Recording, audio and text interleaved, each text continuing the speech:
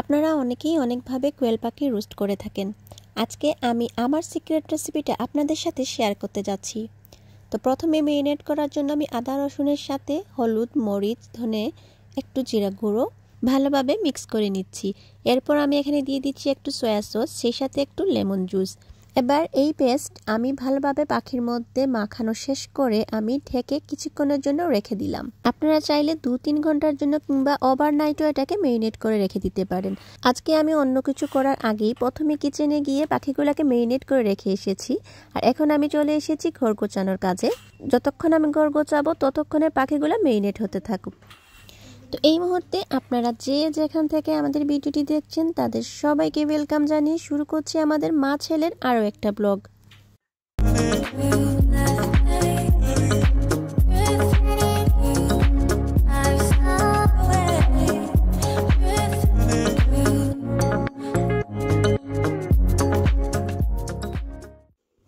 দেখতেই পাচ্ছেন ভিউয়ার্স, ইবি কিভাবে রুমটাকে অগোছালো করে রেখেছে।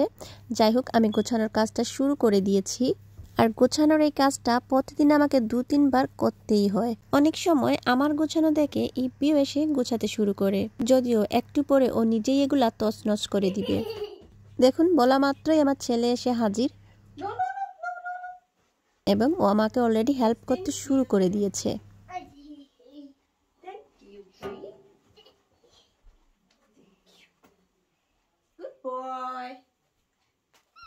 অ্যান্টিব্যাকটেরিয়াল ওয়াইপস দিয়ে আমি টেবিলটাকেও এখন একটু মুছে নিচ্ছি।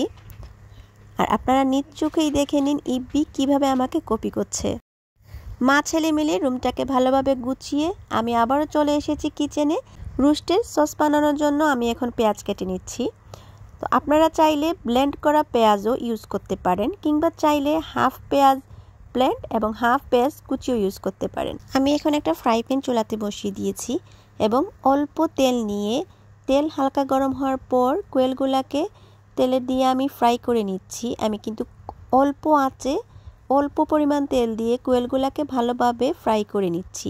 আপনারা চাইলে এয়ার ফ্রায়ার কিংবা ওভেনও এগুলা ফ্রাই করে নিতে পারেন। তবে আমি মনে করি অল্প তেলে চুলাতে এভাবে ফ্রাই করে নিলেই রোস্টগুলা বেশি টেস্টি হয়। এখন আমি চুলায় একটি কড়াই বসিয়ে নিয়েছি এবং এখানে পরিমাণ মতো তেল নিয়ে তেল হালকা গরম হওয়ার পর আমি পেঁয়াজ কুচি দিয়ে দিচ্ছি। তারপর আমি দিয়ে দিলাম তেজপাতা দেওয়ার পর আমি একটু হালকা নেড়ে চেড়ে এখানে দিয়ে দিচ্ছি কাঁচামরিচ, সেই সাথে একটু লেমন জুস এবং সয়া সসও আমি দিয়ে দিয়েছি। তারপর এভাবে নাড়তে নাড়তে যখন পেঁয়াজগুলো একটু লাল হয়ে আসবে তখন আমি এখানে অ্যাড করে নিচ্ছি টমেটো কুচি। তারপর একটু নেড়ে চেড়ে সেখানে আমি অ্যাড করে নিচ্ছি আদা বাটা আর রসুন বাটা।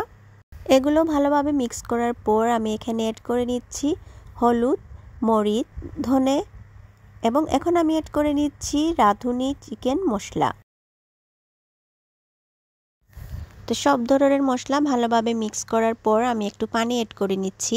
পানি দিয়ে আরও ভালোভাবে মিক্স করার পর আমি এখানে পরিমাণ মতো লবণ দিয়ে দিচ্ছি। এখন আমি অ্যাড করে নিচ্ছি ঘরে বানানো গরম মশলা। আর এই মশলাটা কিন্তু বাংলাদেশ থেকে আমার ভাবি নিজে বানিয়ে পাঠিয়েছে আমার জন্যে। আর এখন আমি অ্যাড করে নিচ্ছি শুকনো নারকেল গুঁড়ো, সেই সাথে অ্যাড করে নিচ্ছি শুকনো বাদামের গুঁড়ো। এগুলোকে এখন আমি ভালোভাবে মিক্স করে কিছুক্ষণের জন্য অল্প আঁচে চুলায় রেখে দিচ্ছি। তো আমি যখন রান্নায় ব্যস্ত তখন ইবি কি করছে সেটাও আপনাদেরকে একটু দেখাই।